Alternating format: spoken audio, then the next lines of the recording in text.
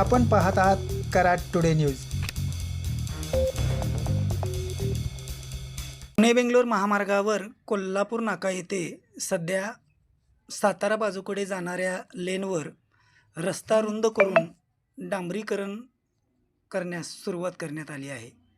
त्याचबरोबर कोल्हापूर नाका येथे उड्डाण पूल ते कोयना पूल दरम्यान सुरू असणाऱ्या भराव कामाला आज सुरुवात करण्यात आली आहे।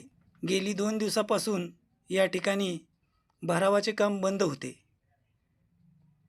आज या ठिकाणी पूर्ण क्षमतेने भरावाचे काम सुरू करण्यात आले आहे।